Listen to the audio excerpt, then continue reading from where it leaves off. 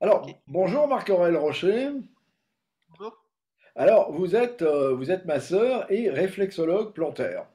Alors, réflexologue, qu'est-ce qui vous a amené vers la réflexologie en fait, hein? Alors, j'avais 23 à 24 ans et je savais pas trop ce que j'avais envie de faire de ma vie. J'étais dans une période où j'étais un peu perdu et je me suis rendu compte que dans tout ce que j'avais testé dans ma vie, j'avais jamais eu un métier où j'avais l'impression d'apporter quelque chose aux gens et d'être utile.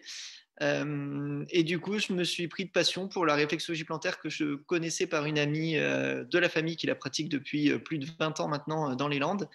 Et du coup, ben, j'ai plongé dans la réflexologie plantaire et j'en suis pas ressorti. Alors, quand on vient vous voir, comment ça se passe? C'est comment une séance de réflexologie? Alors, quand on vient me voir, je privilégie le massage. Donc, du coup, je fais pas de grands entretiens qui durent très longtemps. Moi, mon but, c'est d'aller voir ce que le corps a envie de dire. Donc, on fait un entretien rapide où je demande à la personne les problèmes qui l'amènent à me consulter, les problèmes principaux qui l'amènent à me consulter, et ensuite on passe tout de suite à la pratique, et j'adapte ma séance en fonction de ce qu'elle m'a demandé, de ce que la personne m'a indiqué. On va aller travailler les zones en correspondance, les zones qui vont permettre de soulager les maux qui amènent cette personne à consulter. Alors, en radio, c'est difficile, mais chaque zone du pied correspond finalement à une zone du corps. Tout à fait. Alors, il n'y a pas un fil physique qui permet de relier les deux, mais c'est ce qu'on appelle des points réflexes, au sens où en appuyant sur cette partie-là, ça va avoir un effet sur une autre partie. C'est un peu le principe de la médecine traditionnelle chinoise où ben, le tout peut se retrouver dans chaque partie. Alors, par exemple, les orteils, c'est plutôt le haut du corps, la tête. La zone palmaire, la zone des coussinets, c'est plutôt en dessous. Et puis on Tout à descend fait. comme ça jusqu'au talon, qui correspond C'est au bas ça. du dos, au coccyx, quoi. Et alors, ouais, tout ce qui est côté du talon, ça va correspondre à tout ce qui est partie génitale. Donc, en fait, on a le corps depuis la tête jusqu'à peu près au mollet. Alors donc, vous commencez, vous massez les pieds. Et alors, comment on reconnaît qu'une zone est douloureuse? Comment on reconnaît qu'une zone est pathologique, pardon? Est-ce qu'elle est justement douloureuse? Alors, oui, effectivement, on le ressent. Enfin, on le ressent au sens où bah, il va y avoir des zones qui sont plus dures que d'autres. À force en fait de pratiquer, on commence à comprendre comment doit être un pied, comment doit se sentir une zone, comment les appuis jouent aussi sur le pied, parce qu'il faut bah, en fonction des appuis, forcément, il va y avoir des zones plus dures que d'autres. Et en fait, on peut voir d'un pied à l'autre différentes zones de tension. Donc, on va sentir soit que la zone est tendue, soit au contraire qu'elle est trop atone et qu'il va falloir justement un peu la redynamiser. Ou encore, parfois, on sent des espèces de petits, on appelle comme un effet un peu de grain de sable au niveau des zones. Et du coup, là-bas, c'est pareil, on va travailler pour essayer d'évacuer un peu tout ça. D'accord. Alors donc, Ou vous, alors, ça peut être encore algique. C'est vrai qu'il peut y avoir des zones qui sont un peu les sensibles. zones qui sont, que les patients vous ont signalées, ou alors vous traitez l'ensemble du pied? Alors, dans la mesure où on part du principe que le corps n'est pas plein de boîtes les unes à côté des autres, mais un ensemble, on va souvent faire des séances qui sont beaucoup plus larges que simplement les zones qui seraient purement physiques par rapport aux problèmes de la personne.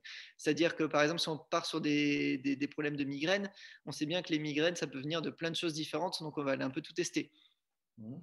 Et le but, ça va être derrière, ben, en fonction des réactions de la personne, en fonction de ce qu'on ressent au niveau des zones, ben, de travailler un peu tout ça et de travailler de manière plus globale que simplement aller dire, ben, par exemple, cette personne a mal au niveau de l'estomac, on va aller juste travailler l'estomac. Non, parce que s'il y a un problème à l'estomac, souvent, ça peut avoir des répercussions un peu sur tout le système digestif, donc on va aller voir l'ensemble. Et alors, comment vous travaillez justement ces zones? C'est quoi? C'est appuyer dessus? C'est faire des petits cercles? C'est comment? Alors, c'est un mouvement qu'on appelle la reptation, donc ça va être simplement comme ceci avec le pouce. Donc on avance comme une chenille sur les zones. Et du coup, il va y avoir, bah, en fait, en fonction des zones, si elles sont grandes ou petites, on va adapter le mouvement pour couvrir bien toute la zone. Ça peut être donc ce mouvement-là, ça peut être de l'effleurement, enfin de l'effleurement, ça peut être frotter sa main contre une zone, ça peut être de l'appui quand c'est des zones toutes petites ou des points vraiment. Il y a diverses techniques, ça peut être des étirements aussi au niveau de la zone qui représente la colonne vertébrale, on va aller étirer comme on étirait une colonne vertébrale. Donc voilà, ça dépend vraiment des zones et on adapte les mouvements à la zone. Alors donc, vous avez écrit un livre, on va en reparler d'ailleurs, et vous dites une séance d'ostéopathie, une séance de réflexologie, pardon, ça dure, moi j'avais commencé, ça durait 50 minutes, maintenant vous faites des séances, ça dure 30 minutes à peu près, avec les deux pieds. Oui, C'est-à-dire que sur C'est 30 minutes, est-ce qu'il y a un effet? Est-ce qu'il y a un effet tout de suite, immédiat, ou est-ce qu'il y a au contraire une espèce de sidération un petit peu de la personne? Alors, tout est là, c'est un peu délicat parce que bah, tout dépend des personnes, tout dépend du problème, depuis combien de temps. Forcément, une personne qui a un problème, qu'elle traîne depuis 15 ans, ben, c'est pas en une séance que ça va vraiment agir. Une personne qui a un problème qui est tout récent et qui n'est pas trop ancré, effectivement, va peut-être pouvoir avoir un effet un peu plus rapide. Maintenant, en général, ce qui se passe lors d'une première séance, c'est que déjà, on est surpris parce qu'on ne s'attend pas à ce qu'un massage de pied puisse provoquer un tel relâchement. C'est ça qui est assez impressionnant, c'est qu'il y a vraiment un relâchement de tout le corps juste en touchant les pieds. C'est assez impressionnant. En général, on a un ventre qui va se mettre à gargouiller parce que la personne se détend, donc on a le ventre qui se met dans tous ses états. Et en fait, ça débloque plein de choses, ça va remettre un peu le corps en mouvement. J'ai souvent cette impression-là qu'on part sur des corps qui sont tout serrés, tout crispés. Et en fait, en se détendant, bah, tout va se remettre en mouvement, tout va reprendre de la place. Et en fait, juste en agissant sur les pieds, et ben justement, on va permettre ce relâchement et cette remise en mouvement. Donc, sur un protocole, entre guillemets, effectivement, on a souvent besoin de plusieurs séances. Mais dès la première séance, en général, on a un effet au moins de très très grande détente, de relâchement et souvent des effets un peu secondaires derrière. Quand le corps il prend la première vague, en général, il y a des petits effets secondaires. Et alors donc, vous traitez donc en plusieurs fois éventuellement, mais est-ce que par exemple vous auriez, parce que vous mettez dans votre livre, il s'appelle d'ailleurs le guide de la réflexologie plantaire au quotidien, donc vous conseillez presque de s'auto-masser, non? Bah, je trouve que, enfin oui, tout à fait, on peut s'automasser si on arrive à s'attraper les pieds. On peut masser ses proches, on leur fera pas de mal. Et je trouve que dans un monde où, comme je le dis, on est beaucoup plus tactile avec son téléphone qu'avec les gens, bah, ce serait bien de retrouver un peu du contact aussi du corps des autres et des pieds des autres et de tout ce qu'on, voilà, d'apprendre reprendre du temps pour soi et à s'attraper les pieds, à se dire, bah ouais, en fait, je vais me prendre 5 minutes pour me détendre et pour apprendre aussi à connaître un peu mon corps, comment il fonctionne. Si j'appuie là, est-ce que ça va me faire gargouiller le ventre? Est-ce que ça va me soulager? Est-ce que je vais me sentir moins stressé après avoir appuyé là? Ça peut être pas mal, prendre un peu de temps pour soi. Et alors c'est valable aussi bien chez les enfants que chez l'adulte? Oui. Alors, chez les enfants, en fait, tout bébé, donc les plus jeunes que j'ai massés avaient 2 semaines. La personne la plus âgée avait 88 ans, je crois. Mais et entre les deux, bah, on peut masser tout le monde. Et chez les bébés tout petits, en fait, les zones sont très simplifiées. Et il faut y aller tout doucement. C'est vraiment de l'effleurage, hein. C'est vraiment le but, c'est pas d'appuyer, c'est pas de faire mal, c'est pas d'avoir de sentir des sensibilités puisque ça reste un nourrisson. Et après, à partir du moment où le pied a une taille correcte, n'ayant pas d'enfant, je m'y connais pas trop en taille de pied d'enfant, mais on va dire à partir de 5 ans, peut-être 4-5 ans, on commence à avoir des zones qui sont dessinées normalement sur le pied. Alors quelle est l'indication? Par exemple, quelle indication vous avez pour masser bébé?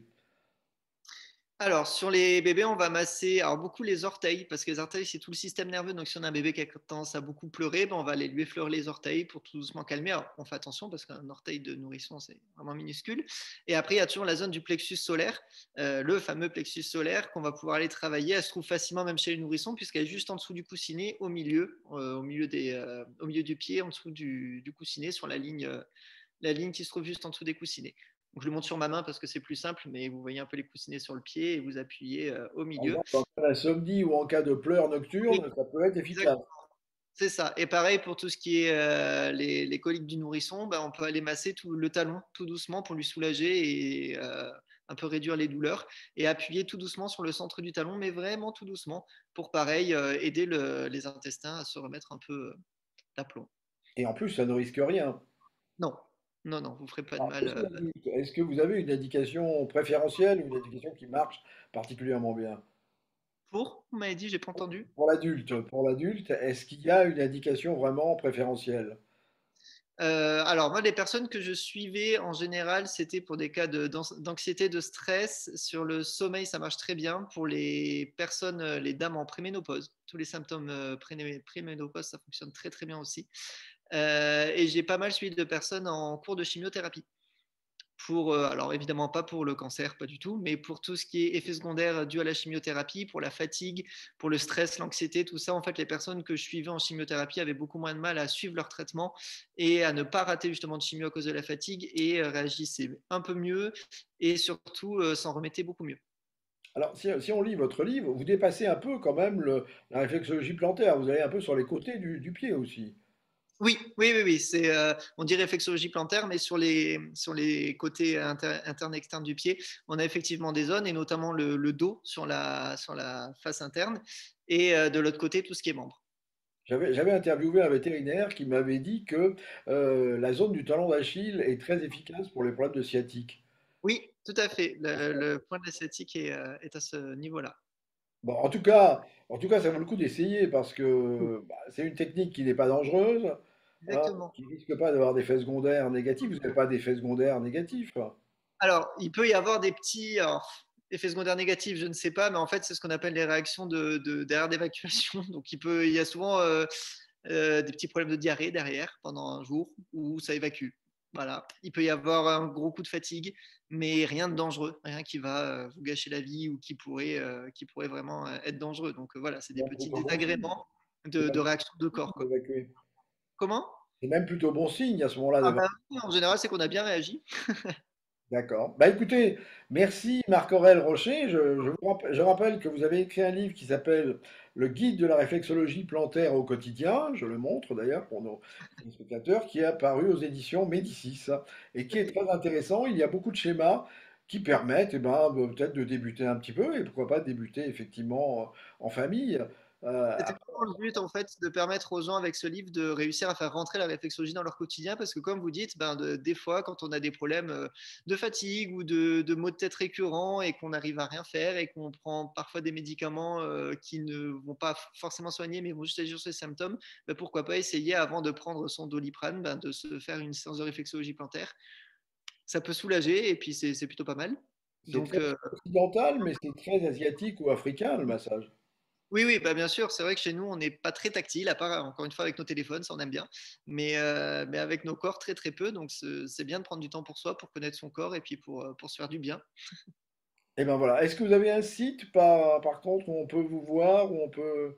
Et bien, marc-aurel.fr. Voilà. Merci beaucoup Je vous et en prie, merci à vous. bonne fin de journée, merci. Merci à vous aussi. Au revoir. Bon, bah, c'est super. Ah, alors attendez.